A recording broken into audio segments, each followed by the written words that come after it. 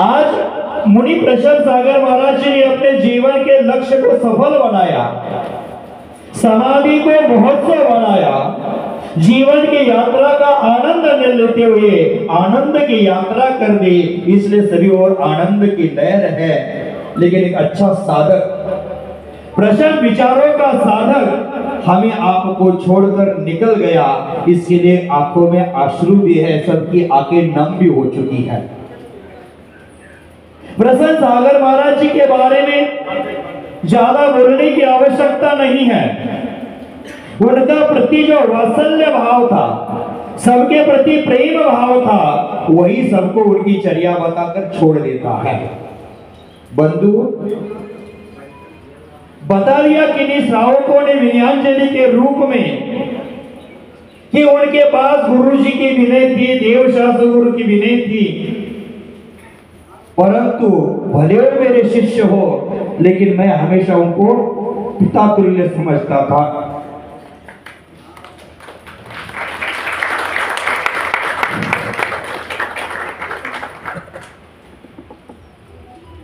जिस प्रकार एक पिता का छत्र छाया अपने पुत्र के प्रति रहता है, उससे कहीं अधिक गुना उनका मेरे प्रति वात्सल्य था।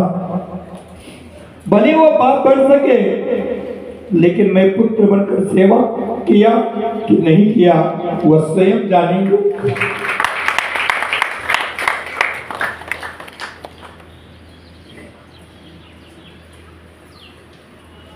उनके बारे में बोलने के लिए मेरे पास शब्द तो बहुत हैं, लेकिन मुख से शब्द बाहर निकल नहीं पा रहे हैं। आज तक मेरा दीक्षा काल 21 साल का है। 21 साल में लगभग 29 समाधियों को मैंने सानिध्य दिया, लेकिन 29 समाधि में पहली समाधि ऐसी है कि मेरे आंख से अश्रु निकल रहे हैं। आज तक कभी अश्रु नहीं निकल पाए। ये अश्रु नहीं, उनका जो मेरे प्रति प्रेम था, वात्सल्य था, वो अश्रु और वात्सल्य अश्रु के रूप में बाहर बह निकल रहे हैं। क्योंकि जब भी उनके पास मैं जाता था, कितनी भी तबीयत खराब हो तो बोलते थे ठीक है, विहार करना है क्या, ठीक है। और कभी उन्होंने मेरे निर्णय में कभी बाधा नहीं डाली। जहां मुझे चतुर्मास करना है, मैं पूछता था महाराज जी चतुर्मास यहाँ करना है, वहां करना है, महाराज जी आप जो मन है वही करना है। पर कभी भी मेरे विचारों में, मेरे निर्णय में बाधा उन्होंने आज तक कभी नहीं डाली है, और हमेशा वो धर्म के प्रति निष्ठावान रहे। बाकी हमारी चर्या में, सामाजिक व्यवस्था में 5-1 मिनट आगे पीछे होता था, लेकिन वो अपनी चर्या में कभी आगे पीछे नहीं हुए। समय हो गया तो नमस्कार करके निकल कर जाएंगे, अपनी चर्या में लग जाएंगे, अपने चारित्र को धारण करके आगे की क्रिया में लगेंगे।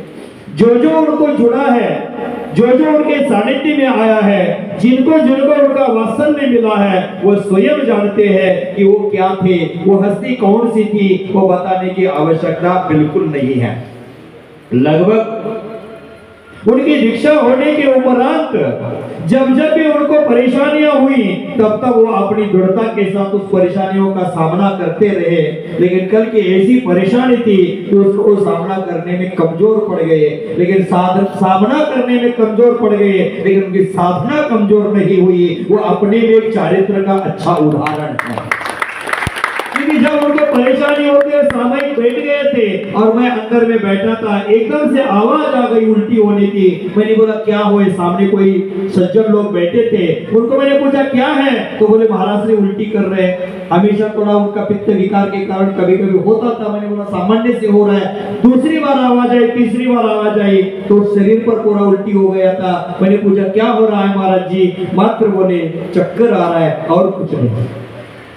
बड़े इतनी अंतरंग की पीड़ा होते हुए भी वो बोलते हैं मात्र चक्कर आ रहा है और कुछ नहीं हुआ है। मैंने सफाई, विजय भाई वगैरह आ गए, सफाई कर दिया और अंदर लेकर जा रहे थे तो उनको चलना नहीं हुआ, नीचे बैठ गए। मैं यही सो जाता हूँ। मैंने बोला ना आपको बेड पर सोना है, आसन पर जाना है। आसन पर गए और अंतिम शब्द मेरे साथ वही बोले।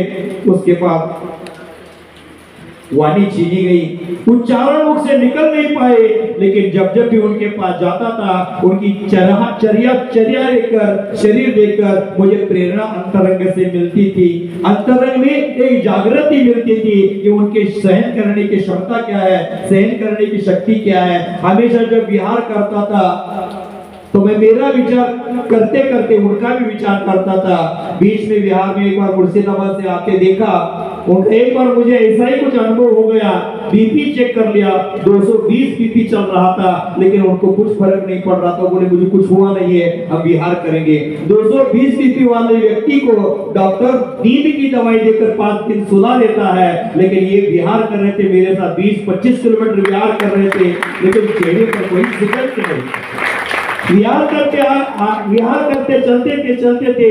मैं बोलता था आप अपनी शक्ति अनुसार धीरे चलो, लेकिन वो मेरा साथ ऐसे जैसे किसी व्यक्ति की छाया उसका साथ नहीं छोड़ती, उसी प्रकार वो मेरा कभी साथ नहीं छोड़ते थे।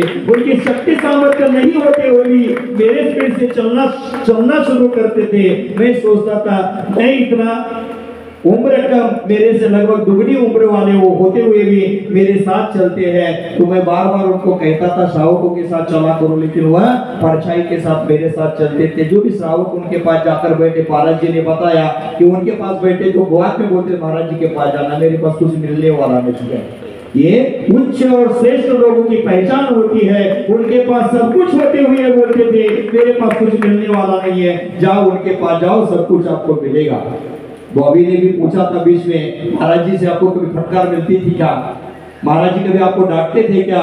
तो मैं तो डांटता था कि शिष्य और गुरु का रिश्ता ऐसा होता है, कभी डांट फटकार से सुधारते हैं, कभी प्यार से सुधारते हैं। कबीरदास जी ने एक जगह कहा है, गुरु और शिष्य का नाता क्या होता है? शिष्य कुलाल है, गुरु कुंभ, अंदर हाथ पसार के बाहर मारत चोट। बाहर से भले चोट लगाते थे, लेकिन उन सज्जनों को उन्होंने बताया ना महाराज हमारे बहुत वात्सल्यधारी है, प्रेम का झरना वहां बहता है, और कभी गलतियां हो जाए तो उसके लिए वो स्ट्रिक्ट भी है, हमें गलतियों करने नहीं देते हैं। ऐसा उनका विचारधारा, और ऐसे साधक का आपके समाज से निकल जाना एक हमारे समाज के लिए, मेरे लिए बहुत बड़ी क्षति का विषय है। बहुत बड़ी घाटे का धंधा ये मेरा हो गया है कि मैं आया था यहाँ उनके साथ, उनकी विचारधारा थी, पहले से बोलते थे महाराज जी शिखर जी जाना है और वहां मुझे समाधि करना है, शिखर जी जाना है मुझे समाधि करना है। और उसी दिन जिस दिन परेशानी हो गई तो वो भी को बोले थे कि मेरा अब जाने का समय आ गया है, शरीर साथ नहीं करेगा, शरीर साथ नहीं करेगा, जाने का समय आ गया है। ये शब्द उनको बोले, उन्होंने सुनाया, और वहां जाकर वह अगली यात्रा के लिए निकल पड़े। और हम जैसे यात्री को आधुरी यात्रा में छोड़कर वो अपनी आनंद की यात्रा करने निकल पड़े।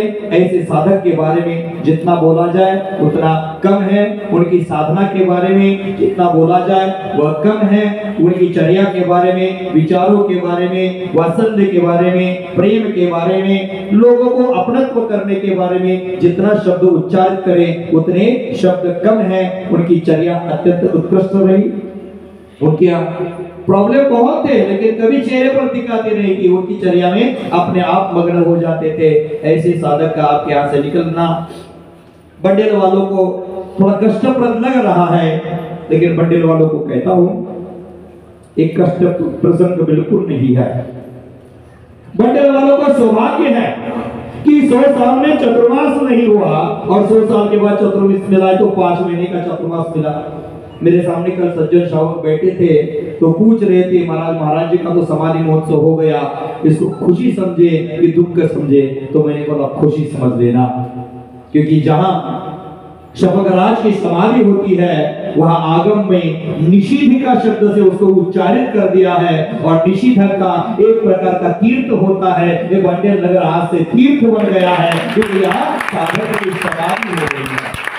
इसको दुखों में लेना ही नहीं है, क्योंकि ये तीर्थ बन गया है। तीर्थ स्वरूप साधुओं की जहां समाधि होती है वो एक तीर्थ बन जाता है, क्योंकि शास्त्रों में कहा है तीर्थ वंदना का फल है वो कालांतर में मिलता है, लेकिन साधु वंदना का फल तुरंत मिलता है। और आपको सब फल मिल गया है। आपने चतुर्मास के हेतु बुलाया था और महाराज जी ने आपका तीर्थ बना दिया। आप तीर्थ में रहने वाले श्रावक है। बंधु, चातुर्मास में आए थे तो अब जाना कितने लोगों को मुझे पता नहीं है, उसमें प्लस होगा कि माइनस होगा, मैं भी जाऊंगा कि नहीं कोई गारंटी नहीं है, क्योंकि अंदर गई श्वास बाहर आती है कि नहीं कुछ भरोसा नहीं है, क्योंकि जिंदगी चलते रुक जाएगी, चलते चलते सांस रुक जाएगी, चलते चलते क्षमा बुझ जाएगी, चलते चलते क्या भरोसा जिंदगी का साथ देती नहीं किसी का, क्या भरोसा जिंदगी का साथ देती नहीं किसी का। आपका नगर तीर्थ बन गया है, आप ऐसा मत सोचना कि हमारे नगर में आने से महाराज श्री को क्या हो गया कि हमें छोड़ कर गए, ये दुखद घटना नहीं है, आनंद उत्सव की घटना है कि महाराज जी का समाधि महोत्सव हो गया। आप सभी लोग संकल्पित हो जाए कि उन्हीं के पद चिन्हों पर चलने का प्रयास करेंगे, मोक्ष मार्ग पर चलने का प्रयास करेंगे।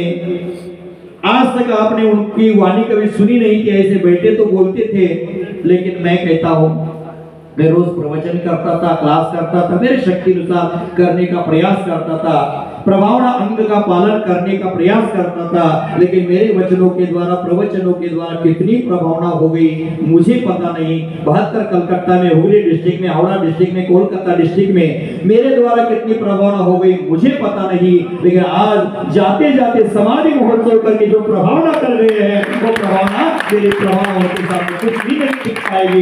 इतने विशाल प्रभावना करके गए, हमें एक उदाहरण देकर गए, जीवन कितना क्षणभंगुर है, जीवन कब रुक जाएगा पता नहीं, इस जीवन में हमें आदर्श लेना है। इस समाधि महोत्सव को देखकर ये मत समझना कि दुखद घटना घट गई, दुखपूर्ण घटना है, ये मत समझना, एक समाधि देखकर आपको आदर्श लेना है और उस आदर्श के निमित्त महाराज जी की समाधि हो गई। आप दाह संस्कार, अग्नि संस्कार करने वाले करेंगे, अभिषेक करने वाले करेंगे, शांति धारा करने वाले करेंगे, डोर यात्रा जो लेकर जाएंगे। मैं आज दिन भर याद करूंगा, कल भूल जाऊंगा, आप भी याद करेंगे, भूल जाएंगे, लेकिन महाराज जी का आपके नगर में समाधि हो गए। जितने जितने लोग सुन रहे हैं उनको कहना चाहता हूं कि महाराज जी की वैराग्य मुद्रा देख करके आप महाराज जी को साक्षी मान करके अपने जीवन में जो नियम पाल सके उनके उपलक्ष्य में एक नियम ले लेना, तभी जाकर मृत्यु महोत्सव में आए हैं वो सफल हो जाएगा। अपनी शक्ति अनुसार जाते जाते जो मोक्ष मार्ग का रास्ता उन्होंने दिखाया है उस मार्ग पर चलने के लिए एक छोटी सा संकल्प आपके जीवन में परिवर्तन ला सकता है। एक छोटा सा संकल्प आपके जीवन को उत्थान के मार्ग पर ले जा सकता है। एक छोटा सा संकल्प आपके विकास की यात्रा प्रारंभ कर सकता है। एक छोटा सा संकल्प वैराग्य की ज्योति प्रज्वलित कर सकता है। एक छोटा सा संकल्प मोक्ष मार्ग की ओर ले जा सकता है और एक छोटा सा संकल्प अपने मोक्ष मार्ग में लगे हुए मोह मिथ्यात्व के ताले को खोलने में निमित्त बन सकता है। इसलिए आप सभी लोगों को मैं निवेदन करना चाहता हूँ,